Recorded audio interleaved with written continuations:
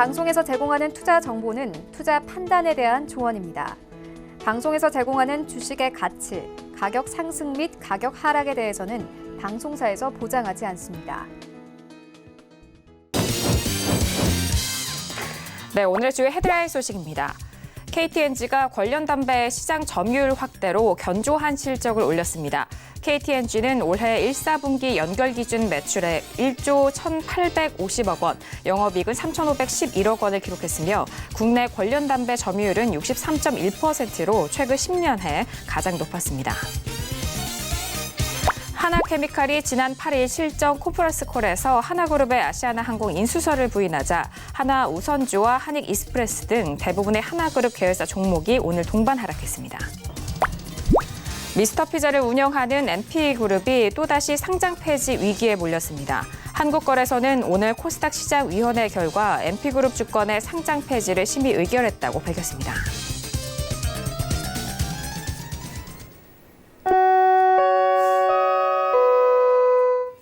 네, 안녕하세요. 평택선호 정석투자 김은혜입니다.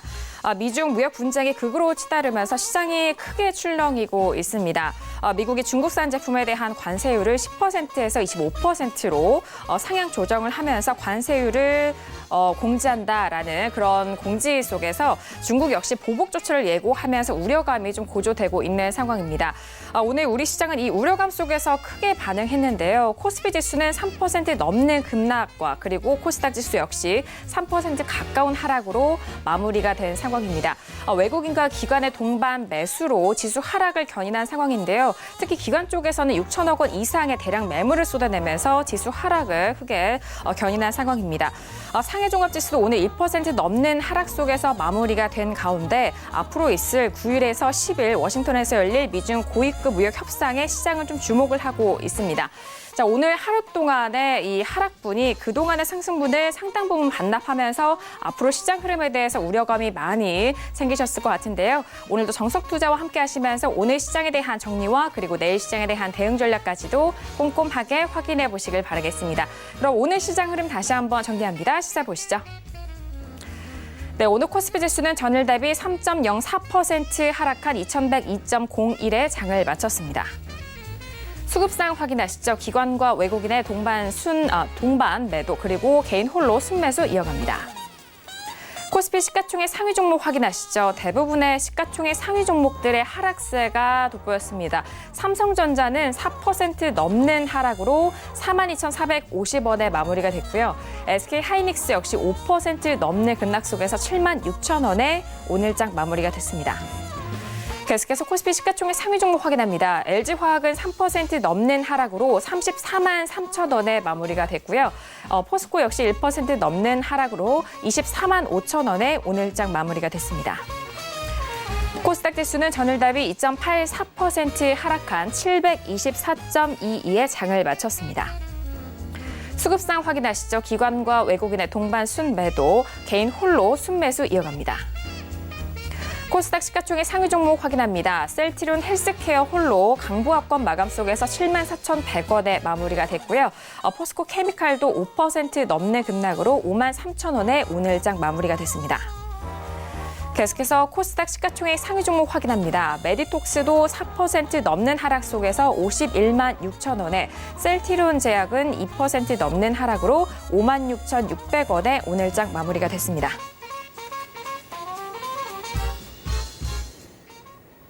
네, 본격적으로 목요일장 정석투자 시작해보도록 하겠습니다. 목요일 저녁은요, 봉추 선생님과 함께합니다. 봉추 선생님 안녕하세요. 네, 안녕하세요. 네, 반갑습니다. 자, 오늘 또 이야기할 이슈가 정말 많을 것 같습니다. 정말 오랜만에 시장이 3% 넘는 그리고 3% 가까운 급락을 보였고 기관의 매물도 6천억 원 이상 쏟아낸 것이 정말 오랜만인 것 같아요. 거기에 더불어서 미중 무역 협상에 대한 이런 우려감 그리고 방금 전에 또 들려온 소식이 북한 미사일 소식까지 좀 대외적으로 그리고 내적으로도 좀 이슈가 많은 것 같은데요. 어떻게 오늘 시장 보셨을까요?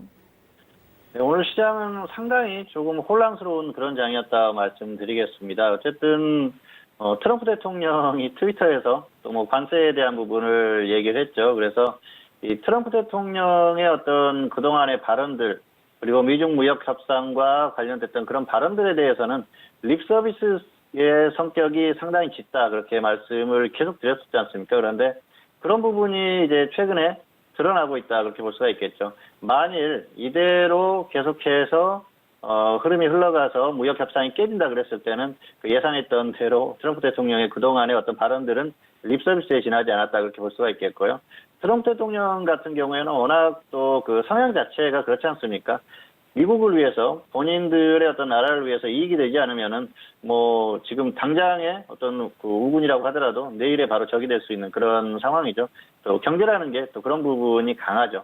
미국의 대통령, 특히 트럼프 대통령의 성향 그런 부분이 굉장히 강하다고 볼 수가 있겠고요.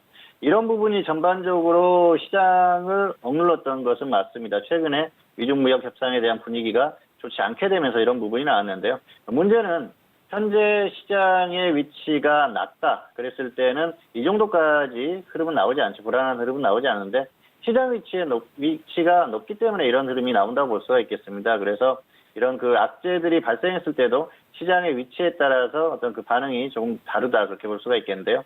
한국 같은 경우에는 특히 더 약하죠. 한국은 미중 무역 협상에 대한 불안감, 해외 증시가 꺾이는 그런 흐름, 여기에다가 최근에 또 북한과의 흐름이 좋지 않지 않습니까? 북한이 다시 또 뭐 발사체라고 한국 쪽에서는 그 국방부나 이쪽에서는 언급을 했습니다만은 미국이나 이쪽에서는 미사일이라고 그렇게 또 그 발언을 했어요. 그러니까 뭐 미사일로 보입니다. 오늘 또 발사를 하면서 분위기가 좋지 않게 변하고 있습니다. 물론 과거처럼 그 미국이나 이쪽에 또 위협성 멘트를 날리면서 이렇게 그런 것들을 날렸을 때는 좀 분위기가 다르겠지만 지금은 뭐 어떤 그런 멘트는 없습니다.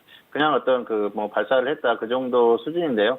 이런 것들이 전반적으로 좋지 않다는 것이죠. 특히 미국 같은 경우에는 이 김정은 위원장이 중국의 시진핑 주석 그리고 또 푸틴 대통령을 만나고 와서 그 이후에 갑자기 이런 행동들을 하니까 겉으로는 뭐 폼페이오 장관이나 잘 될 것이다 이렇게 발언들을 하지만은 결과가 어떻게 나올지는 모른다는 것이죠. 아마 속마음은 조금 타들어가지 않을까 생각을 하고요. 역시 북한과 미국의 어떤 그 관계도 정말 제대로 좋은 관계로 발전하기는 좀 어려운 흐름이 아닌가 생각을 하고요. 이런 최근에 북한의 일련의 이런 행동들이 한국 시장에는 더 부담으로 작용을 한다는 것입니다.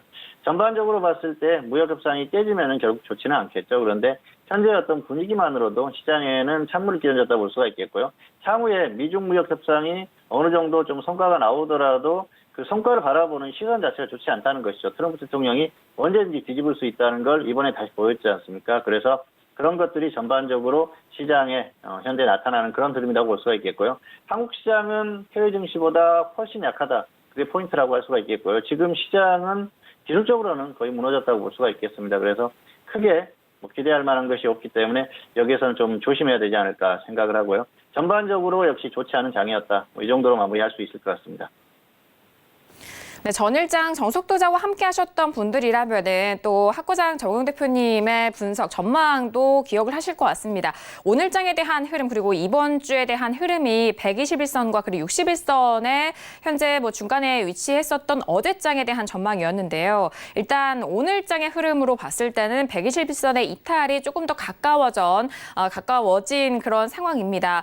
121선이 이탈이 됐을 때는 좀 하락에 대해서 좀 가속도가 붙을 수 있는 가능성이 더 열려 있다라고 말씀을 해주셨기 때문에 이번 한 주간 좀 다시 한번 좀 예의주시하시면서 시장 흐름 살펴보셔야 될 것 같습니다. 자, 그 도움을 또 정석투자 함께 도와드릴 테니까요. 오늘 이 시간도 끝까지 함께 해주시길 바라겠습니다. 자, 그럼 첫 번째 코너로 들어가 보도록 할게요. 오늘의 첫 번째 코너는 업종의 이해 시간이 기다리고 있습니다. 자, 시장의 흐름마다 그 안에서 또 어떤 업종을 공략을 해야 되는지 업종의 특징과 특성이 참 중요합니다. 그런 분들을 위해서 이 시간 준비했는데요. 자, 오늘은 어떤 업종을 좀 중점적으로 풀어주실지도 궁금합니다. 자, 봉투 선생님, 오늘은 어떤 업종에 대해서 좀 배워볼까요? 네, 오늘 준비한 업종은 코스닥 기계업종입니다. 코스닥 기계업종 270번이죠.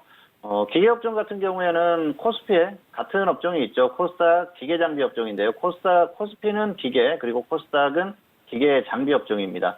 이름은 조금 길죠. 장비가 붙었는데요. 코스피와 거의 같은 흐름이라고 보시면 될 것 같은데요. 코스피 같은 경우에는 대형주들이 굉장히 많았죠. 두산그룹주들, 특히 두산인프라코나 이런 뭐 대기업들이 많이 있었는데요. 코스닥 같은 경우에는 기업의 규모가 작습니다. 그래서 전반적으로 규모에서 차이가 나는 그런 흐름이고요. 다만 어떤 업종의 특성이나 이런 부분들은 좀 비슷한 면이 있다 그렇게 볼 수가 있겠는데요. 특성이라고 하면은 역시 전방 산업의 흐름이 굉장히 중요하다는 것이죠. 기계 장비, 기계나 장비를 만드는 그런 업종입니다. 그래서 전방 산업들의 어떤 그 필요로 하는 장비라든지 이런 것들을 생산하는 그런 업종인데요.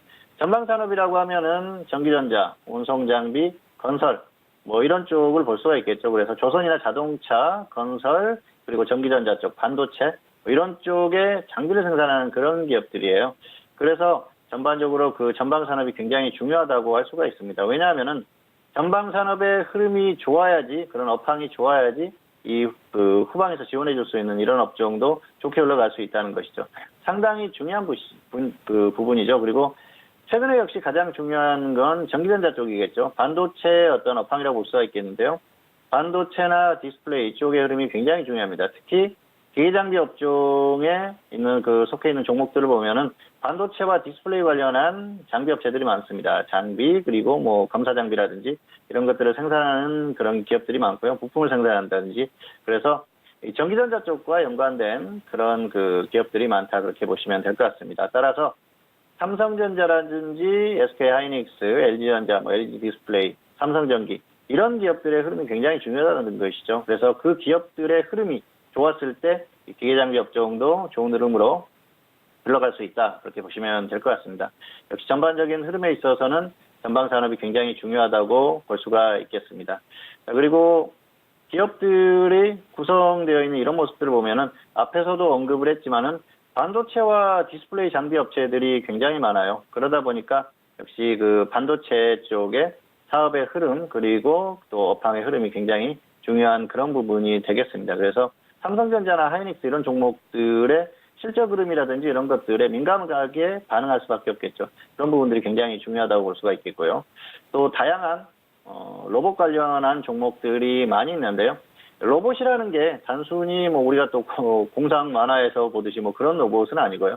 산업과 연결된 그런 로봇들입니다. 대부분 산업용 로봇인데요. 일단 공장의 어떤 그 스마트 팩토리, 자동화 시스템 이런 것들을 이루기 위해서는 로봇이 하는 역할이 굉장히 큽니다. 우리가 이 공장이라든지 이런 데 보면은 최근에 뭐 자동차라든지 또 조선 그리고 반도체 이런 쪽에서도 로봇들이 많이 투입이 되지 않습니까? 그래서 그런 부분들을 발전시키고 할 수 있는 게 바로 이 로봇들이에요. 그러다 보니까 이 장비, 기계 장비 업종에도 로봇 관련주들이 많습니다. 중요한 건 최근에 가장 주목할 만한 그런 종목군이 로봇 관련주들이라고 볼 수가 있겠는데요. 왜냐하면은 최근 정부에서 로봇 산업에 대한 어떤 그 성장을 위한 지원 이런 정책을 펴겠다.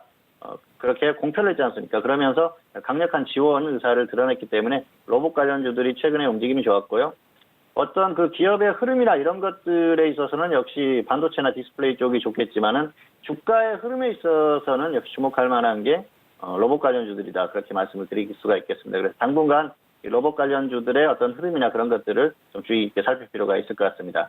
자, 그리고 다양한 테마들이 있는 그런 업종이에요. 이 업종 내에는 다양한 테마가 있습니다. 앞서 언급했던 로봇 관련주들도 일종의 테마라고 볼 수가 있겠죠. 정부 정책에 의한 테마라고 볼 수가 있겠고요. 수소차라든지 전기차, 그리고 또 미세먼지, 뭐 이런 다양한 테마주들이 있습니다. 그리고 정치인 테마주들도 있으니까 그런 종목들 같은 경우에는 테마주들이 움직일 때 그때 적절하게 좀 그 흐름에 따라서 대응을 하시면은 크게 뭐 무리가 없을 것 같습니다.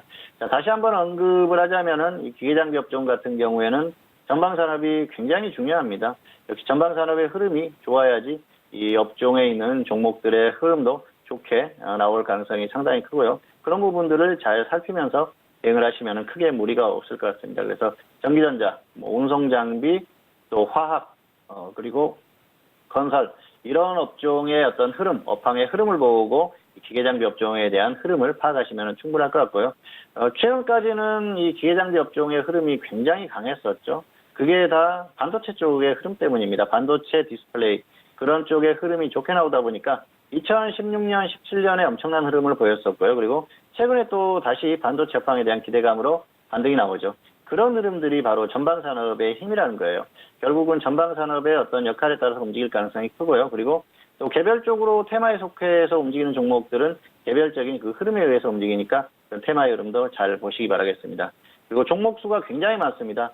이 종목들을 다 자세히 살펴보자면은 아마 몇 시간 이상 걸릴 거예요. 그래서 시간이 나실 때 종목들의 어떤 하는 사업의 흐름이나 또 기업의 흐름 이런 것들을 잘 한번 자세히 살펴보시기 바랍니다. 아마 그 기업들 대부분이 그렇게 아주 뭐 흐름이 좋지 않은 기업들은 드물어요. 어느 정도 괜찮은 흐름을 보이는 그런 종목들이 모여 있다고 볼 수가 있겠고요. 오늘은 그래서 종목들이 어떤 흐름에서 포인트에서 움직이는지 그런 것들에 대한 설명을 또 중점적으로 드리도록 하겠고요. 테마주들은 또 어떤 테마에 속해서 움직이는지 뭐 그런 부분에 대한 설명을 전반적으로 드리도록 하겠습니다. 자, 조금 더 자세히 살펴보도록 하겠습니다. 자, 기계장비 업종이죠. 코스닥 기계장비 업종 270번입니다. 자, 3S 코리아부터 흥국까지 다양한 종목들이 있습니다. 그래서 이 종목들이 전반적으로 이 업종 내에 속해 있는 그런 종목이다. 이렇게 보시면 될 것 같고요. 자, 주요한 종목들의 어떤 그 흐름에 대해서 살펴보시면 될 것 같아요.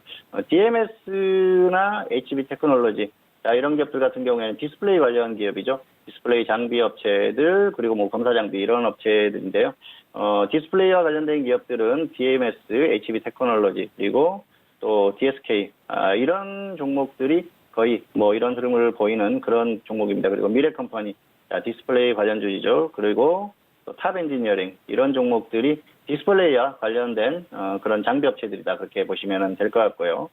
자, 그리고 반도체와 관련된 종목들은 뭐 고용부터 이렇게 쭉 나와 있는데요. 그리고 역시 가장 또 주목할 만한 그런 종목은 역시 SFA죠. SFA 같은 경우에는 굉장히 안정적인 그런 종목입니다. 그래서 이 SFA 같은 경우에는 코스닥의 기술주 중에서도 가장 안정적인 종목 중에 하나고요. 그리고 기업의 흐름에 있어서는 뭐 크게 문제될 게 없어요. 반도체, 디스플레이 장비, 그리고 또 물류 시스템 관련 서비스라는 그런 기업이기 때문에 흐름 자체가 굉장히 안정적입니다. 그리고 코스닥 내 기술주 중에서는 그렇게 굴곡이 심하지 않는 안정적인 종목으로 볼 수 있기 때문에 반드시 좀 관심을 갖자, 그렇게 말씀을 드리고요. APTC 이런 종목도 역시 반도체 장비 관련한 그런 종목이죠. 그리고 탑텍 이런 종목이 역시 반도체 장비를 생산하는 그런 기업입니다. 제우스도 마찬가지고요. 기업 흐름들이 좋습니다. 이런 기업들은 기업에 큰 어떤 그 굴곡이 없어요. 기업 흐름이 꾸준히 나오는 흐름이고요. 또 최근까지 좋을 수밖에 없었던 게 역시 반도체 쪽의 업황이 굉장히 좋았지 않습니까? 그런 부분에서 안정성을 띠는 그런 종목들이라고 볼 수가 있겠고요. 자, 그리고 주목할 게 역시 로봇 관련주들이죠. 로봇과 관련된 종목들은 최근에 어떤 정부의 정책에 의해서 주목을 받기 때문에 지금은 반드시 좀 이 업종 내에서는 가장 잘 움직일 수 있는 그런 종목군 중에 하나다 볼 수가 있겠는데요. 로봇스타, 자, 이런 종목들이 뭐 로봇스타라는 이름만 들어도 뭐 로봇 관련주라고 볼 수가 있겠죠. 산업용 로봇이라든지 그런 것들을 생산하는 그런 기업입니다. 그리고 스맥, 자, 그리고 맥스로텍, 다 로봇 관련주들이고요. 쭉 보시면은 유진 로봇이라든지 또 슈림 로봇 이런 기업들이 있습니다. 자, 그리고 T-로보틱스, 전부 로봇 관련주들인데요. 최근에 움직임이 나왔다가 조정을 받는 조금 흐름이 나오고 있습니다. 그렇기 때문에 단기적으로도 조금 더 조정을 받았을 때는 충분히 접근할 만한 그런 종목들이라고 볼 수가 있겠습니다. 자, 그리고 개별적으로 특징적인 종목들을 좀 보시도록 하겠습니다. 자, 쭉 보시면은 디케이락 같은 경우에는 수소차 테마로 움직임이 나는 그런 종목인데요. 역시 수소차 테마로 움직이는 종목들은 EM코리아라든지 JN게이터 이런 종목들이 수소차 테마로 움직이는 종목이에요. 그래서 관련한 테마들이 움직일 때 적당히 대응을 하시면 될 것 같고요.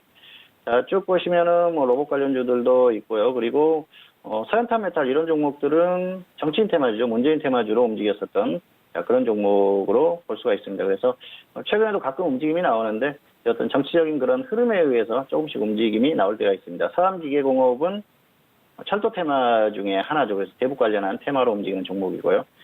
스페코는 건설 관련한 장비를 생산하는 기업인데 방위산업주로 움직이는 종목이에요. 방위산업과 관련된 그런 사업도 합니다. 그러면서 빅텍이라든지 이런 종목들이 움직일 때 같이 움직이는데요. 재밌는 건 작년 같은 경우에는 남북 경협주로 움직였었는데 최근에는 다시 방위산업주들의 어떤 움직임이 나오고 있다. 그런 걸 기억을 해두시면 좋을 것 같습니다. 세미시스코는 최근에 움직임이 굉장히 좋은 종목 중에 하나입니다. 최근에 가장 움직임이 좋은 종목군 중에 하나가 그래핀 관련주들이죠. 그래서 이 세미시스코도 그래핀 관련주 중에 속해 있어요. 그러면서 관련한 테마로 움직임이 나오고요. 앞에서 언급했던 DMS도 마찬가지입니다. 그래서 이 종목들 같은 경우에는 현재 시장에서 가장 핫한 테마 중에 하나이기 때문에 DMS나 세미시스코 이렇게 그래핀 관련주로 움직이는 종목들은 꼭 체크를 해놓으셨다가 테마의 어떤 흐름을 보고 가격 메리트가 발생했을 때 적절히 접근하시면 큰 무리가 없을 것 같습니다. 자, 그리고 SFA는 뭐 다시 한번 설명을 해도 괜찮을 것 같은데요. 이 종목은 굉장히 안정적인 종목이죠. 반도체, 그리고 디스플레이 장비, 그리고 물류 시스템 관련한 그런 서비스를 하는 기업입니다. 기업 흐름이 굉장히 좋고요. 그리고 이런 종목은 가격 메리트만 정말 제대로 발생을 하면 언제든지 좀 저점에서 못 얻을 만한 그런 종목이 아닌가 그렇게 생각을 하고요. 에이텍 솔루션은 자율주행차 테마로 움직이는 종목이죠. 자율주행차의 대장주예요. 이 종목은 그래서 반드시 기억을 해두셨다가 향후에 어떤 그 자율주행차의 움직임들, 최근의 움직임이 좋았어요. 조정을 받으면 충분히 접근할 만하다는 것이죠. 자, 그리고 대주주가 삼성전자입니다. 삼성전자가 지분을 가지고 있어요. 그러다 보니까 계속해서 어떤 그 삼성전자와의 그 M&A 이런 관련한 이슈로도 움직임이 나옵니다. 그래서 가끔 가다가 갑자기 움직이는 경향이 있으니까 가격 메리트가 발생했을 때는 좀 저점에서 수시로 접근해 볼 만한 그런 종목이 아닌가 생각을 합니다. 자, 그리고 대북 테마로 움직였었던 에코마이스터 이런 종목이 있고요. NS라든지 M 플러스 이런 종목은 수소차 테마로 움직이는 종목이에요. 최근에는 뭐 움직임이 그렇게 좋지 않습니다만은 역시 그 한 번씩 다시 움직이기 시작한다면 충분히 강한 움직임이 가능하고요. 아직까지는 조금 더 기다려야 될 것 같습니다. 향후에 또 확실하게 조정을 받으면 움직임이 나올 것 같고요. PNT도 역시 전기차 테마로 움직이는 그런 종목이죠. 이런 종목들은 역시 테마주로서 잘 기억을 해두시면 좋을 것 같습니다. 자, 위지트는 암호화폐 테마로 움직였던 종목이고요. 유니스는 풍력 관련한 그 제품을 생산하는 기업입니다. 윈드타워라든지 풍력 관련 부품 이런 것들을 생산하면서 태웅이라든지 이런 풍력 관련주들이 움직일 때 같이 움직이는데요. 최근에 풍력 관련주들이 그렇게 큰 움직임은 없어요. 그렇다 보니까 큰 매력은 없는데요. 그래도 기억을 해두셨다가 좀 접근을 해두시면은 역시 테마들이 움직일 때 같이 보는 뭐 그 정도면 충분하다 그렇게 볼 수가 있겠습니다. 자, 그리고 역시 그 수소차 테마로 언급을 했던 EM코리아나 JNK, 스톱 이런 종목들이 있고요. 크리넨사이언스는 미세먼지 테마의 대장주죠. 지금 가격 메리트가 전혀 없습니다. 좀 심하다 싶을 정도로 더 빠졌을 때 그때는 좀 추세적으로 다시 한번 접근할 필요가 있을 것 같은데요. 지금 같은 경우에는 가격 메리트가 없기 때문에 지금은 일단은 관망하시는 게 좋을 것 같습니다. 다만 또 미세먼지 테마의 대장주라는 것, 뭐 이 정도만 기억을 해두시면 좋을 것 같습니다. 최근에 또 작년까지 대북 테마의 그 좋은 흐름을 보였었던 페스타 엔터프라이즈가 있네요. 크루즈 관련주로서 좋은 흐름을 보였었는데요. 이제는 좀 강한 흐름을 보이기는 어려운 종목이니까 그냥 그 대북 테마다 이 정도만 기억을 하시면 될 것 같습니다. 자, 그리고 뭐 휴림로봇 그리고 흥국 같은 경우에는 유시민 테마로 움직이는 정치민 테마주인데요. 정치적인 어떤 이슈가 있을 때 움직이는 뭐 그 정도로만 기억을 해주시면 될 것 같습니다. 자, 이 종목들을 관심 종목에 넣어봤는데요. 이 업종 같은 경우에는 종목들이 움직이면은 전반적으로 같이는 움직입니다. 그런데 역시 그 전반적인 업종의 흐름이 나왔을 때는 반도체 장비주 그리고 디스플레이 장비 업체들이 같이 움직일 때 같이 움직이는 경향이 있고요. 다른 종목들은 좀 따로 노는 경향이 있으니까 종목들이 움직이는 포인트를 잘 파악하셔서 종목군별로 적당히 접근을 하시면 될 것 같습니다. 그리고 테마는 테마주들의 움직임에 따라서 접근을 하시면 크게 무리가 없을 것 같습니다. 자, 기업 흐름도 살펴보도록 하겠습니다. 좋아요한 기업들의 흐름을 한번 보시도록 하겠는데요. 한국 같은 경우에는 정치인 테마주라고 말씀을 드렸었죠. 그래서 뭐 큰 그런 그 기업적인 흐름은 아니고요. 휴림로봇은 동부로봇에서 DST 로봇 그리고 휴림로봇으로 상호가 변경됐는데요. 기업 흐름이 그렇게 좋은 기업은 아닙니다. 다만 로봇 관련주들이 시장에서 주목을 받는 그런 상황이기 때문에 이런 종목들은 좀 기억을 하자 그렇게 설명을 드리겠고요. JNK 히터나 AM코리아 이런 종목들은 수소 스테이션 관련한 사업을 하고 있어요. 그러면서 수소차 테마로 움직이는 종목들입니다. 가격 조정을 어느 정도 받았고요. 그러다 보니까 확실하게 더 조정을 받으면 충분히 또 추세적으로 한번 접근해 볼 만한 그런 종목들이 아닌가 생각을 하고요. 크리넨사이언스는 여과지를 생산하는 그런 기업이죠. 필터 이런 것들을 생산합니다. 그러면서 미세먼지 관련한 테마로 움직이는 종목입니다. 자, 그리고 주요한 종목들이죠. SFA. SFA는 기업 흐름이 굉장히 좋습니다. 뭐 실적이나 이런 부분들이 굉장히 좋죠. 그리고 안정적이에요. 자, 그리고 2대 주주가 삼성 디스플레이죠. 삼성그룹과 관련된 기업이 들어와 있다는 것 상당히 중요한 그런 포인트가 아닌가 생각을 하고요. 그러다 보니까 그 기업의 어떤 흐름이나 이런 쪽에서 안정적으로 흘러갈 수 있는 그런 흐름이라고 볼 수가 있겠습니다. 코스닥 내에서도 가장 안정적인 흐름을 보이는 그런 기술주 중에 하나가 아닌가 생각을 하고요. 에이텍 솔루션은 자율주행차의 대장주라고 말씀드렸습니다. 삼성전자가 2대 주주라는 게 포인트죠. 그래서 가끔 삼성전자와의 M&A 관련한 그런 이슈도 나오고 그렇기 때문에 항상 그 움직임에 대한 생각을 할 만한 그런 종목으로 볼 수가 있겠습니다. 가격 메리트가 발생하면 언제든지 접근할 수 있는 그런 종목이라고 볼 수가 있겠고요. 세미시스코는 최근에 흐름이 굉장히 강하게 나오는 그런 기업입니다. 실적이 엄청나게 좋은 기업은 아닙니다만은 역시 그래픽 관련주로 강한 움직임이 나오니까요. 세미시스코라든지 또 DMS는 디스플레이 장비 업체라고 말씀을 드렸죠. 기업 흐름도 괜찮습니다. 그리고 가격 메리트도 괜찮은 상황이기 때문에 조금만 더 조정을 받으면 충분히 접근할 수 있는 그런 상황이 아닌가 생각을 하고요. 자, 그리고 쭉 보시면은 스페코라든지 이런 기업들은 방산 관련주라고 말씀을 드렸어요. 건설과 관련된 사업을 하고요. 방산 관련 사업을 하고 또 테마로 움직이는 그런 종목이죠. 자, 그래서 이런 주요한 종목들의 그 흐름도 자세히 좀 살펴보시면서 대응하시면 될 것 같고요. 자, HB 테크놀로지도 기업 흐름이 나쁘지 않습니다. 최근에 계속 좋아지는 그런 흐름인데요.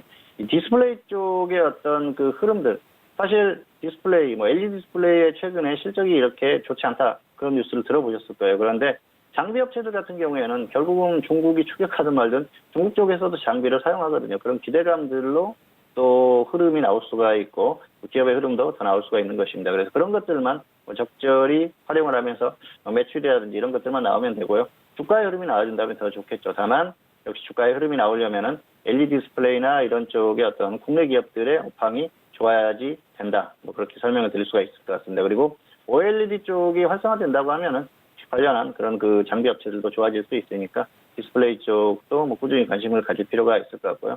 전반적인 업황에 있어서는 좀 정체가 온 그런 흐름입니다. 그런데 향후에 다시 좋아진다면 충분히 움직일 수 있다는 걸 기억을 해두시길 바라겠습니다. 자, 차트로 조금 더 확인을 해보도록 하겠는데요. 자, 코스닥 기계장비 업종입니다. 최근에 반등이 나왔다가 조정을 받고 있죠. 이게 반도체 업황에 대한 어떤 그런 기대감, 그런 것들로 인해서 움직였고요. 제대로 된 흐름은 한번 나왔다가 이미 추세가 끝났어요. 완전히 여기까지 무너진 상태입니다. 그렇기 때문에 강한 반등세가 추세적으로 나오기는 어렵고요. 단기적으로 굉장히 가파르게 급하게 나왔죠. 이게 단기적인 흐름일 가능성이 상당히 높기 때문에 당분간은 추세적으로 보기에는 좀 어려운 그런 흐름이라고 볼 수가 있겠습니다. 자, 주요한 종목들의 흐름도 보실까요? HB 테크놀로지는 디스플레이 장비 업체라고 말씀을 드렸었죠. 자, 2016년부터 17년까지 굉장히 좋은 흐름이 나왔었죠. 당시에 거의 이 장비 업체들의 흐름이 좋았습니다. DMS도 마찬가지고요. 자, 그리고 SFA. 이런 대표적인 기업들의 흐름이 굉장히 좋았어요. SFA 같은 경우에는 특히 꾸준히 흐름이 나오는 그런 종목인데요. 이 종목은 장기간에 걸쳐서 엄청나게 상승을 했습니다. 그러다 보니까 지금 가격 메리트가 없어요. 이런 종목들은 기업 흐름이 워낙 좋기 때문에 정말 크게 다운될 때까지 기다려야 됩니다. 지수가 크게 다운되든 아니면 종목이 어떤 이유에서든 크게 다운됐을 때 저점에서 매수를 한다면 추세적으로 끌고 갈 수 있는 종목이니까 이 업종 내에서는 대표적인 종목으로 기억을 해두시면 좋을 것 같고요. 세미시스코는 최근에 흐름이 좋죠. 그래픽 관련주들이 굉장히 흐름이 좋은데요. 최근에 이렇게 급등이 나왔어요. 자, 업황의 어떤 흐름 이런 것을 떠나서 테마로 움직이는 종목들은 가격 메리트가 발생을 하면은 단기적으로 충분히 접근할 수가 있다는 것이죠. 그래서 상황을 봐서 가격 메리트가 발생했을 때 이런 종목들은 단기적으로 접근을 해보자 하는 말씀을 드리겠습니다. 에이텍 솔루션은 최근에 자율주행차 테마들이 조금 움직이면서 흐름이 나오고 있는데요. 아직까지는 가격 메리트가 확실하지 않습니다. 그리고 시장이 다운된 흐름이기 때문에 조정을 제대로 받아준다면 이런 종목들도 또 테마주로서 추세적으로 한번 접근해 볼 필요가 있을 것 같고요. 과거에도 흐름이 굉장히 좋았습니다. 자율주행차 테마주들이 움직일 때 대장주로서 움직임이 나왔기 때문에 역시 향후에도 대장주로서 움직일 가능성이 상당히 높은 종목이다. 볼 수가 있겠습니다. 자, 크리넨 사이언스는 미세먼지 테마라고 말씀드렸었죠. 엄청난 흐름이 최근에도 나왔죠. 그리고 과거의 주가와 비교하면 엄청나게 흐름이 나와서 지금 가격 메리트가 없어요. 이런 종목들은 심하게 빠졌다 싶을 정도까지 기다려야 됩니다. 그래서 조금 더 기다리는 게 안정적이다. 그렇게 볼 수가 있겠고요. 그리고 로봇 관련주도 하나 보도록 하겠습니다. 로봇 관련주들 최근에 움직임이 나오죠. 그러면서 조정을 받고 있어요. 정부의 어떤 정책이나 이런 것들이 계속해서 언급이 되기 때문에 추세적으로 흐름이 나올 가능성이 높습니다. 가격 멜트가 발생을 했을 때 접근을 해보고 계속 하락하면은 기준을 정해서 손절하면 그만이고요. 이렇게 시장이 좋지 않았을 때 어떤 이슈를 가지고 움직일 수 있는 종목들을 좀 자세히 살펴보면서 접근을 하자는 것이죠. 이 업종 내에서는 현재 로봇 관련주들이 그런 종목군이라고 볼 수가 있겠고요. 그리고 다른 테마주들, 수소차 테마라든지 전기차, 그리고 또 뭐 미세먼지라든지 다양한 이런 테마에 속한 종목들은 테마의 어떤 흐름에 따라서 접근을 하시면 될 것 같습니다. 그리고 역시 반도체라든지 디스플레이 장비 업체들은 단기적인 흐름은 나왔지만 추세적으로 흐름이 나오기에는 아직까지 어려움이 있습니다. 전방의 어떤 그 업황의 흐름이 좋지 않기 때문에 지금 같은 경우에는 추세를 좀 더 기다려야 될 그런 상황이고요. 조정을 더 기다리시는 게 좋을 것 같습니다. 자, 오늘 코스닥 기계장비 업종에 대해서 전반적으로 살펴봤는데요. 전반적인 내용은 그렇습니다. 역시 전방산업이 가장 중요하고요. 전방산업의 어떤 그 대표적인 기업들, 삼성전자나 하이닉스, 그리고 뭐 건설주라든지 이런 쪽에 어떤 흐름이 나와야지 움직일 수 있는 종목군들이 이 기계장비 업종이다. 그렇게 볼 수가 있겠습니다. 그리고 테마가 있는 종목은 테마로 보시기 바라겠고요. 그리고 역시 큰 틀에서는 전방산업의 흐름을 보고 접근하시면 무난하다. 하지만 당분간은 어떤 전방산업들의 흐름이 그렇게 좋지 않기 때문에 테마로서 움직일 수 있는 종목군들, 그런 종목군 정도에만 집중을 하자. 뭐 이 정도로 설명을 드릴 수가 있겠습니다. 자, 오늘 기계장비 업종에 대한 설명은 이 정도로 마치도록 하겠습니다. 네, 오늘 업종의 이해 시간을 통해서 배워본 업종은요, 코스닥 기계장비 업종에 대해서 분석을 해봤습니다. 최근에 코스닥 시장 안에서 많은 분들이 관심이 있어 하시는 업종과 분야이기 때문에 더욱더 좀 유용하셨을 것 같은데요. 일단 코스닥 기계장비 업종에 대한 부분은 반도체 디스플레이 장비 업체와 그리고 로봇 관련주, 현 시점에서 가장 또 유명한 테마이기 때문에 관련된 종목들 많은 도움이 되셨을 것 같습니다. 테마주와 또 테마 흐름에 따라서 좀 대응을 하시면 좋을 것 같고요. 역시 전방 산업에 대한 흐름을 또 따라가는 경향이기 때문에 그 부분도 다시 한번 좀 주의하시면서 대응을 하시면 좋을 것 같습니다. 자, 이렇게 관련된 종목들까지 적정집과 함께 최근의 흐름도 짚어드렸으니까요. 많은 참고해 주시길 바라겠습니다. 자, 이어서 종목 현미경 시간으로 넘어가 보도록 하겠습니다. 업종을 또 배워봤으니까요. 그동안 또 거래했었던 종목, 매매했었던 종목에 대해서 다시 한번 좀 돌아보면서 관련된 종목에 대한 흐름, 대응까지도 알아볼 수 있는 시간인데요. 자, 오늘은 어떤 종목을 좀 중점적으로 알아볼지 궁금합니다. 봉수 선생님, 어떤 종목 준비하셨을까요? 네, 오늘 살펴볼 업종은 제일바이오입니다. 제일바이오는 최근에 시장에서 관심을 받는 그런 종목군 중에 하나죠. 최근에 백신주라든지 이런 그 관련한 종목들이 주목을 받고 있지 않습니까? 최근에 제일바이오도 그 중에 하나입니다. 그래서 움직임이 나오는 종목인데요. 이 종목은 최근에 추천한 종목은 아니고요. 매매는 작년에 했었던 그런 종목이에요. 작년 3월 29일에 추천을 했었는데요. 당시 추천 가격이 4,000원, 그리고 3,800원 이렇게 분할 매수해서 평균가 3,900원 대비 손절 마이너스 10%, 수익은 10% 이상 이렇게 보자고 추천을 했었던 그런 종목입니다. 그리고 결과가 나오는 건 좀 길었어요. 5월 2일에 급등을 하면서 10% 이상 수익 실현을 했었던 종목인데요. 중간에 반등이 나왔는데 생각했던 만큼 그렇게 강한 흐름이 나오지는 않았었습니다. 사실 이 종목은 계절적인 테마주의 성격이 강합니다. 구제역이라든지 또 조류독감 이런 것들이 발생했을 때 움직이는 그런 종목군 중에 하나죠. 그러다 보니까 겨울에 움직이는 경우가 많은데요. 대부분 뭐 1월이나 2월 또 빠르면 12월 이렇게 움직이는 경우가 많은데 이 종목은 작년 3월에 강한 움직임이 있었어요. 그러고 나서 조정을 받았을 때 추천했었던 상황인데요.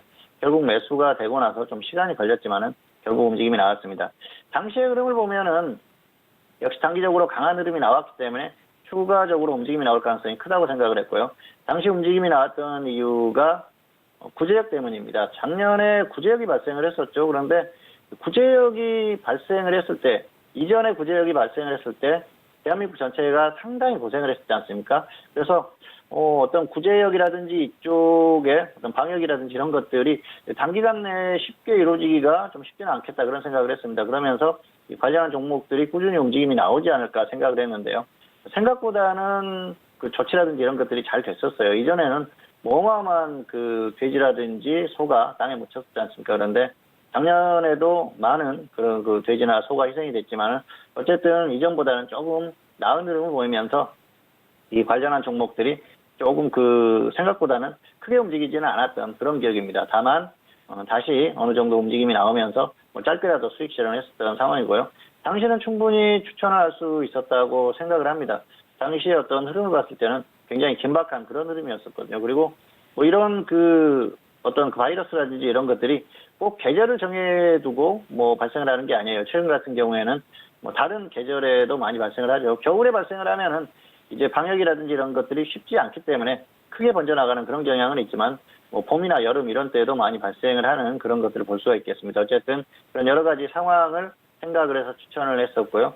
결과적으로는 수익 실현을 했지만은 좀 아쉬움이 남았었던 그런 상황입니다. 흐름이 강했으면은 조금 더 목표 수익을 위에서 매도를 할 수도 있었을 텐데 그런 흐름 정도까지는 나오지 않았다는 것이죠. 어쨌든 그런 부분에서 아쉽지만은 결과적으로는 뭐 크게 나쁘지 않았다고 생각을 하고요. 또 최근에 움직임이 나오고 있죠. 올해도 구제역이 발생을 했었고요. 그리고 최근에는 아프리카 돼지열병이 발생을 했지 않습니까? 그래서 현재 시장에서 관심을 받을 만한 그런 종목이고요. 향후에도 관심을 받을 만한 그런 종목이에요. 자, 일단 중국이나 몽골 이쪽에서 아프리카 돼지열병이 발생을 했는데요. 사실 뭐 최근에는 그렇게 뉴스가 많이 나오고 있지는 않습니다만은 어쨌든 확실하게 이렇게 다 제압이 될 때까지 종목들의 움직임이 나오지 않을까 생각을 합니다. 어쨌든 가격 메리트가 발생했을 때는 다시 한번 또 움직임이 나올 가능성이 큰 종목이고요. 과거에 2015년처럼 메르스나 이런 것들이 발생했을 때 언제든지 움직임이 나올 수 있는 종목이라는 걸 생각을 하십시오. 자, 그리고 최근에 이런 바이러스 관련한 질병들이 발생을 하는 게 계절을 딱 특정해서 나오지 않는 그런 특성이 있어요. 조류독감 같은 경우에는 겨울에 많이 발생을 하죠. 그런데 뭐 구제역이라든지 또 우리가 이전에 겪었던 메르스라든지 뭐 이런 것들은 계절에 상관없이 움직임이 나오지 않습니까? 그래서 이 관련한 종목들은 가격 메리트가 확실히 발생을 했을 때 저점에서 한 번쯤 소액으로 좀 접근해 보는 그런 것도 필요하지 않나 그렇게 생각을 하고요.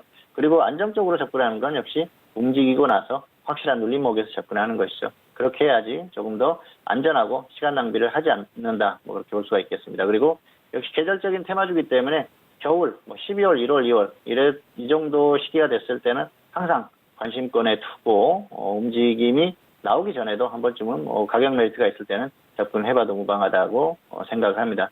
차트 잠깐 보시면서 설명을 더 드리도록 하겠습니다. 제일바이오의 차트인데요. 작년 3월에 추천했던 그런 상황이죠. 작년 3월에 가격이 1차 매수가가 4,000원이었습니다. 그리고 2차가 3,800원이었는데 2차는 오지 않았어요. 3월 29일 이날이죠. 이날 추천을 했는데요. 결국은 매수가가 오지 않았고 이날 매수가가 왔죠. 그러면서 여기에서 매수가 됐고요. 2차는 매수가 되지 않았는데 중간에 반등이 좀 나왔는데 조금 모자랐어요. 그래서 단기적으로 좀 더 반등이 나오겠구나 생각을 했는데 생각보다는 약했습니다. 결국은 이날 급등을 하면서 흐름이 나갔었는데요. 2차까지 매수가 됐었으면 오히려 더 좋은 상황이 되지 않았을까 생각을 하고요. 좀 약간 아쉬운 상황이라고 볼 수가 있겠는데요. 이전의 흐름을 보면은 계속해서 어떤 이슈가 있었을 때 움직였다는 것을 보실 수가 있을 겁니다. 그래서 계절적으로 보면은 거의 겨울에 많이 움직이는 경향이 있어요. 그리고 2015년 같은 경우에는 메르스 사태로 인해서 여름에 움직이는 그런 상황도 있었죠. 그리고 겨울에 또 이렇게 움직임이 나오지 않습니까? 계절적으로 봤을 때는 역시 겨울에 움직임이 많은 게 특징이라고 볼 수가 있다는 것이죠. 그래서 향후에도 겨울이 됐을 때는 이런 백신과 관련한 이런 종목들은 좀 소액으로라도 가격 메리트가 있을 때 접근해 보는 것도 필요하다 이렇게 볼 수가 있겠습니다. 어쨌든 그런 식의 접근이 가능한 종목이고요. 그리고 역시 이렇게 대응을 했듯이 움직이고 나서 그리고 나서 가격 조정을 받았을 때 이때 매수를 하면은 조금 더 안정적으로 움직인다는 것이죠. 단기에 강하게 이렇게 움직였던 종목들 같은 경우에는 이슈가 이어진다고 하면은 반드시 다시 한번 움직임이 나오기 때문에 그런 부분들을 좀 매매의 어떤 스킬이랄까요? 그런 것들을 생각을 하시면서 좀 기억을 해주셨으면 좋겠습니다. 자, 오늘은 제일바이오에 대해서 살펴봤는데요. 역시 계절적인 테마를 가지고 움직일 수 있는 그런 종목이라는 걸 기억을 하시기 바라고요. 강하게 움직임이 나왔을 때는 확실한 눌림목까지 기다리자. 이 정도로 오늘 제일바이오에 대한 설명을 마치도록 하겠습니다. 네, 오늘 종목 현미경 시간을 통해서 다시 짚어본 종목은요. 제일바이오에 대해서 다시 한번 알아봤습니다. 최근에 아프리카 돼지 열병 관련돼서도 이 종목에 대해서도 흐름이 계속해서 나왔기 때문에 관련된 종목들 그리고 제일바이오 포함해서 좀 관심이 많으셨을 것 같은데요. 지난해 월 2일 날 급등을 하면서 일단 10% 이상의 좀 수익 실현을 했었던 상황이고 급등 이후에도 매수 기회가 좀 포착이 되면서 여러 번 또 시도를 했었던 종목이기도 합니다. 구제역 발생과 그리고 방역 관련된 주에 관심이 좀 증가하게 되면서 이 종목에 대해서도 계속적으로 좀 노출이 되고 있었던 상황인데요. 제일바이오대 관련돼서 앞으로의 대응 방법까지 알려드렸으니까요. 다시 한번 참고해 주시길 바라겠습니다. 자, 지금 시각은 10시 37분 지나가고 있습니다. 오늘 목요일장에 뉴욕 증시가 개장이 됐는데요. 전일장 뉴욕 증시는 일단 혼조세로 좀 마무리가 됐었던 상황입니다. 하지만 오늘장은 다시 한번 3대 지수 모두 하락 출발이 된 상황인데요. 거의 1% 가까운 하락세로 출발이 됐습니다. 나스닥이 가장 하락폭이 좀 큰 상황 속에서 다우와 S&P 모두 0.69, 0.79%의 하락 출발이 된 상황인데요. 역시나 중국 관련된 미중 무역 분쟁에 대한 이슈가 가장 또 화두입니다. 중국이 협상을 깼다라는 이 트럼프 한마디 속에서 뉴욕 증시가 모두 좀 출렁이고 있는 상황이고요. 앞서서 오프닝에서도 말씀드렸듯이 9일에서 12일 있을 고위급 회담 전에 이 12일에 무역 관세를 조금 더 증가하면서 좀 부과하겠다라는 소식과 관련돼서 계속적으로 좀 흔들리고 있는 상황이니까요. 참고해 주시길 바라겠습니다. 자, 이어서 선생님 질문 있을 시간으로 넘어가 보도록 하겠습니다. 오늘도 다양한 질문들 많이 접수해 주셨고요. 첫 번째 질문부터 확인해 보도록 하겠습니다. 자, 첫 번째 질문의 끝자리 2840님의 질문 먼저 확인합니다. 매수 종목은 모나미 매수하셨고요. 매수가 2,800원에 비중은 50% 질문 주셨습니다. 자, 오늘장의 모나비 종가는요, 2% 하락하면서 2,695원에 마감이 됐습니다. 현재 손실을 보고 계신 상황인데요. 모나미 어떻게 좀 대응하면 좋을까요? 네, 일단 학점은 쉬고요. 손절 마이너스 10%, 수익 플러스 10% 이 정도로 보시는 게 좋을 것 같습니다. 너무 길게 보지 마시고요. 단계 강하게 움직일 수 있는 어떤 종목이라면은 괜찮은데 그런 종목은 아니에요. 최근에 고교 무상 교육 관련한 이슈로 움직임이 나왔었죠. 그래서 그런 그 혜택, 수혜 기대감으로 움직이는데요. 지금 다른 테마에 너무 쏠려 있어요. 그러다 보니까 강한 움직임은 좀 어렵다고 봅니다. 물론 갑자기 강하게 급등을 했을 때는 좀 더 끌고 와도 되겠습니다. 그런데 그런 흐름이 아니라면 그렇게 대응하시자는 것이죠. 그리고 본전 오면은 절반은 매도하십시오. 그냥 하락하면 손절 10% 하시고요. 반등했을 때는 본전의 절반 매도하고 나서 손절 마이너스 10%, 수익 플러스 10% 이렇게 대응하자는 것이죠. 매수가도 조금 아쉽고요. 차트 보시겠습니다. 2,800원에 매수하셨는데요. 매수가가 약간 아쉽죠. 가격적으로도 아쉽고요. 그리고 61선 아래에서 매수하지 말자고 했지 않습니까? 101선 이하까지 기다리자고 했는데 좀 서둘렀어요. 물론 지수가 최근에 안 좋아서 빠진 면도 있습니다만 결과적으로는 이렇게 됐고요. 여기에서는 매수하면은 조금 더 하락할 가능성이 크다. 그렇게 볼 수가 있겠습니다. 어쨌든 여기서는 반등이 나오면은 본전 절반 매도하시고 손절 10%, 수익 10% 이 정도만 보시면 좋을 것 같고요. 다른 테마에 가려져 가지고 그렇게 크게 강하게 갈 만한 그런 상황은 아니기 때문에 짧게 대응하시기 바랍니다. 손절 10%, 수익 플러스 10%이 정도만 보시는 게 좋을 것 같습니다. 네, 첫 번째 질문이었습니다. 모나미 진단해 주셨는데요. 학점은 C학점으로 확인됐습니다. 현재 소폭의 손실을 보고 계신 상황 속에서 손절은 마이너스 10% 대응해 주시고요. 목표가는 10% 이상에 대한 대응 전략까지도 참고해 주시길 바라겠습니다. 자, 이어서 다음 질문도 받아볼게요. 다음 질문은 끝자리 8412님의 질문인데요. 삼성전자를 매수가 5만 원에 비중을 10% 질문을 주셨습니다. 오늘장 앞서서 시가총액 확인하셨을 때 삼성전자 오늘 4% 넘는 하락으로 42,450원에 마감이 되면서 현재 손실이 좀 크신 상황인데요. 자, 봉투 선생님, 삼성전자 어떻게 대응하면 좋을까요? 네, 학점은 D고요. 손절 마이너스 5%나 마이너스 20% 먼저 오른쪽에 정리하시기 바랍니다. 위로 가면은 마이너스 5%에 정리하시기 바라고요. 아래로는 마이너스 20%. 지금 마이너스 15% 정도예요. 그래서 더 빠지면은 손절하시기 바라겠고요. 상당히 무거운 종목이죠. 그리고 역시 현실적으로는 본전이 오기 어렵다고 생각을 합니다. 그래서 본전까지 기다리는 건 위험하다. 그래서 마이너스 5%. 그런데 마이너스 5%도 가능성이 떨어집니다. 반등이 나왔을 때는 마이너스 5% 근처에서 적당히 정리를 하시는 게 좋을 것 같습니다. 어쨌든 추세적으로는 더 빠질 가능성이 높기 때문에 그렇게 대응하시기 바라겠습니다. 자, 매수도 별로고요. 대응도 별로였습니다. 차트 보시겠습니다. 5만 원의 매수를 하셨는데요. 자, 5만 원. 가격이 안 나오네요. 여기에서 매수를 하셨어요. 그래서 자, 매수가가 여기입니다. 지금 보면은 뭐 고점에서 거의 뭐 조정을 받지도 않았어요. 여기에서 조정을 여기에서 매수했는지 여기인지 어쨌든 매수가가 좋지 않다는 것이죠.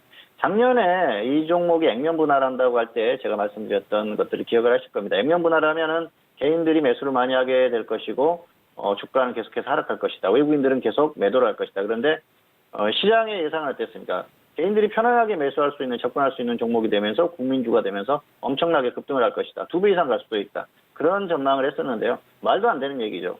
삼성전자 같은 우량주를 개인들이 매수하는데 주가가 상승하겠습니까? 말도 안 되는 얘기라는 걸 반드시 기억을 하시기 바랍니다. 이 방송을 계속 보셨더라면은 아마 조금 도움을 받지 않았을까 생각을 했는데 좀 아쉽고요. 매수가도 아쉽고 그리고 마이너스 26%까지 홀딩하신 거 보니까 그 어떤 기준이 없습니다. 그리고 지금 마이너스 15%까지 하락하면서 여기에서 추가하기에도 애매해요. 지금 같은 경우에는 뭐 큰 비중으로 추가를 한다고 해서 이게 반등한다는 보장이 없습니다. 시장이 무너지고 있지 않습니까? 삼성전자는 지수 연관주입니다. 그러다 보니까 크게 가기가 어려운 흐름이 지금 나와버렸어요. 그랬을 때는 역시 하락했을 때는 미련 갖지 말고 손절하는 것도 필요하다는 것이죠.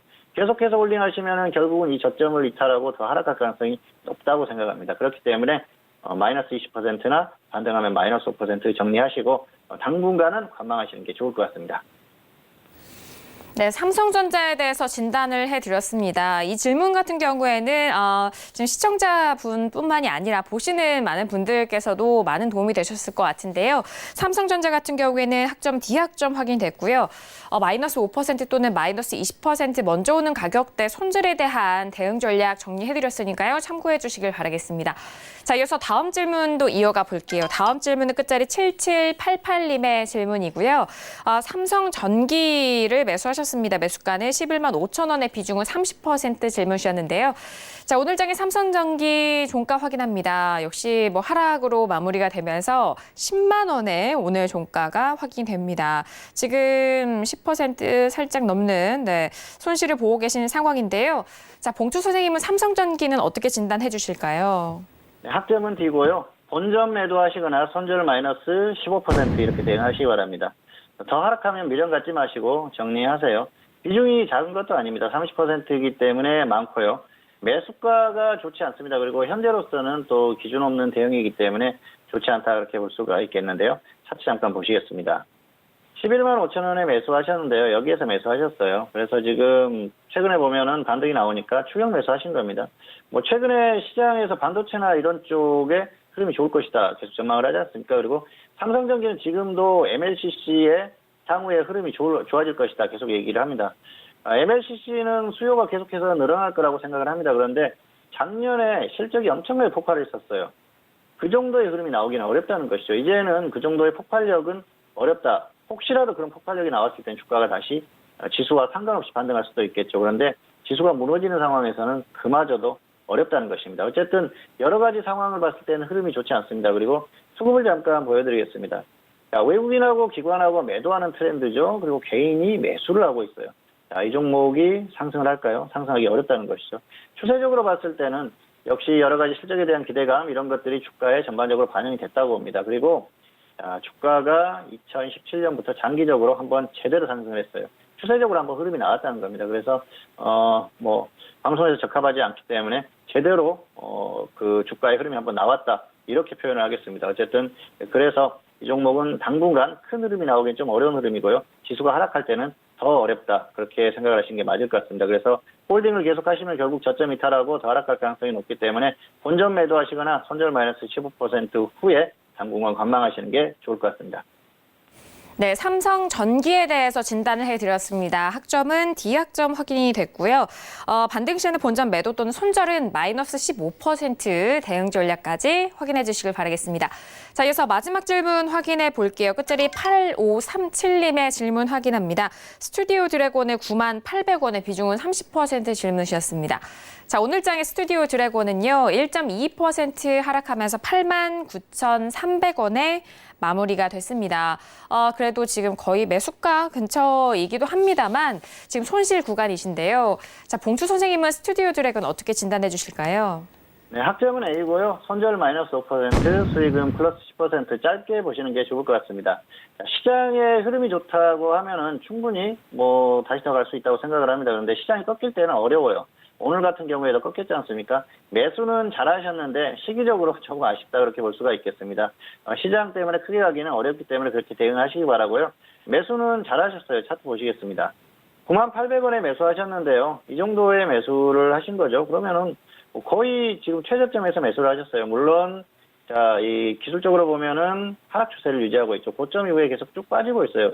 그러다 보니까 추세적으로 하락으로 보이는데요. 최근의 흐름을 보면은 저점을 깨지 않고 버티는 흐름입니다. 그렇다고 보니까 여기에서는 매수를 한번 해볼 만한 거죠. 예측 매수가 가능한데요. 지금 중요한 건 이게 시가총액 상위 종목이라는 겁니다. 그래서 지수가 밀리면 같이 밀릴 수밖에 없어요. 그렇기 때문에 하락하면은 손절 짧게 하십시오. 어디까지 지수가 밀릴지 종목이 같이 밀릴지 모릅니다. 그리고 반등이 나와도 지수의 트렌드가 완벽하게 상승 전환하지 않는 한 크게 가기 어렵기 때문에 수익은 10% 짧게 보시기 바랍니다. 그래서 손절 마이너스 5%, 수익 플러스 10%, 이 정도만 보시는 게 좋을 것 같습니다. 네, 스튜디오 드래곤에 대해서는 손절 마이너스 5% 그리고 수익은 10% 대응 전략까지도 참고해 주시길 바라겠습니다. 자, 오늘도 선생님 질문 있어요 시간을 통해서 다양한 질문들에 대한 상담을 도와드렸습니다. 저희가 말씀드린 내용에 대해서는 투자 판단에 대한 조언이고요. 해당 상품의 가치와 수익률을 보장하지 않는다는 점 다시 한번 유의해 주시길 바라겠습니다. 자, 오늘 목요일장 정말 만만치가 않았습니다. 장 초반부터 그리고 장 후반까지 3%대 급락을 정말 오랜만에 시장이 좀 맞이하고 있는 모습이고요. 오늘 뉴욕 증시도 3대 지수 모두 하락 출발이 됐고 현재 야간 선물 같은 경우에는 270 지수까지 좀 밀려가고 있는 상황입니다. 하루 만에 280에서 270까지 좀 빠진 상황인데 내일장에 대한 대응 전략, 전망에 대해서 이야기를 나눠보도록 하겠습니다. 자, 봉추 선생님, 이제 내일 금요일장입니다. 금요일장 우리 시장 어떻게 전망하실까요? 네, 한국 시장만 놓고 봤을 때는 단기 반등이 가능하다고 봅니다. 왜냐하면 오늘 너무 과매도가 나왔어요. 과매도가 심하게 나왔다 볼 수가 있겠는데요. 선물 같은 경우에는 장중에 15,000 계약 이상 외국인들이 매도하는 흐름이 나왔습니다. 그런데 기관과 외국인들이 코스피에서 같이 매도를 했죠. 그러다 보니까 흐름이 좋을 수가 없었습니다. 오늘은 만기일의 어떤 그런 특성도 있었다 그렇게 볼 수가 있겠는데요. 과매도가 나온 건 맞습니다. 그런데 그럼에도 불구하고 계속 빠지면 어쩔 수 없는 부분이에요. 지금 같은 경우에는 2100선을 이탈해서 곧바로 회복하지 못하면은 쭉 밀릴 가능성이 있습니다. 그런 부분들을 잘 생각을 해보시기 바라겠고요. 내일은 현재 어떤 미국 시장의 흐름을 봤을 때는 장 초반에는 하락 출발하는 게 당연한 흐름으로 보이죠. 장중에 미국이 오늘 밤에 특별한 어떤 흐름의 변화 이런 것들이 생기지 않는다면 그럴 가능성이 높은데요. 만약에 미국 시장이 혹시라도 반등을 해주면은 내일 한국 시장은 반등을 어느 정도 시도를 할 겁니다. 그런데 여기서는 강하게 반등이 나오기는 어려워요. 어쨌든 2100선을 이탈해서 종가상으로 회복하지 못하면은 이제 추세적으로 무너졌다. 그 정도로 보시면 될 것 같습니다. 그래서 갑자기 급락한다, 폭락한다 그런 얘기가 아니라 쭉 계속 하락할 가능성이 높다 그렇게 보시는 게 맞을 것 같고요. 그나마 2100선을 회복해서 좀 반등이 나와준다고 하면은 어떤 2150선을 향해서 어느 정도까지 가는지 그런 부분을 체크할 필요가 있을 것 같은데요. 강하게 가기는 어렵다고 봅니다. 현재 상태는 전반적인 흐름 자체가 이미 무너졌고요. 그리고 특별히 한국 시장이 상승할 만한 그런 요인도 없어요. 오늘 또 원달러도 강하게 또 반등을 했었죠. 어쨌든 여러 가지 부분이 주식시장의 어떤 흐름에 불리하게 돌아가는 그런 흐름이기 때문에 크게 기대는 하지 마십시오. 지금 이제 관리가 필요하고요. 그리고 2100선을 기준으로 어느 정도 좀 적당히 대응하자. 다만 지수가 강한 반등이 나오더라도 강한 반등은 어렵기 때문에 그런 부분들을 참고하시기 바라고요. 추세가 이미 꺾였기 때문에 결국은 더 밀릴 거라고 봅니다. 그래서 추세에 대해서는 그렇게 보시는 게 맞을 것 같습니다. 어쨌든 지금 같은 경우에는 현물 매매하시는 분들은 특히 우량주 매매는 지양하시기 바라고요. 개별주 단기 매매 정도나 적당히 하시는 게 좋을 것 같습니다. 어쨌든 관리가 필요한 구간이다. 그리고 내일 같은 경우에는 미국 시장의 결과에 따라서 흐름이 나오겠지만은 오늘 지금 현재 상태처럼 크게 빠진다고 하면은 반등을 시도하더라도 강하게 반등이 나오기는 어렵지 않나 그렇게 생각을 합니다. 어쨌든 반등 시도는 나올 수 있어도 오늘 밤 미국 시장의 어떤 결과에 따라서 그 결과치가 좀 나올 가능성이 높고요. 미국이 반등을 해준다면은 적당히 좀 반등의 크기가 더 나올 수 있지만 그러지 않았을 경우에는 큰 반등은 좀 어렵지 않나 현재로서는 그렇게 생각을 하고 있습니다. 네, 일단 이 간밤 뉴욕 증시에 대한 흐름에 따라서 내일 우리 시장 워낙 오늘 과매도가 나왔기 때문에 단기적인 반등에 대해서 하지만 큰 반등을 좀 기대하기는 어렵다라는 전반적인 전략을 들어봤고요. 그리고 2150선의 회복과 그리고 현재 2100선에 또 지지가 됐는데 2100선의 이탈 여부를 당분간 좀 확인을 하셔라라는 말씀까지 들어봤습니다. 자, 오늘 목요일장 함께해 주신 봉주 선생님과는 여기서 인사 나누도록 하겠습니다. 봉주 선생님 오늘 말씀도 감사합니다. 감사합니다. 네, 오늘도 저희가 준비한 소식과 내용은 여기까지입니다. 정석투자는 서울경제TV 홈페이지를 통해서 다시 확인할 수가 있으니까요. 홈페이지도 많은 활용해 보시길 바라겠습니다. 저희는 내일 이 시간에 다시 돌아오도록 하겠습니다. 함께해 주신 여러분 오늘도 고맙습니다.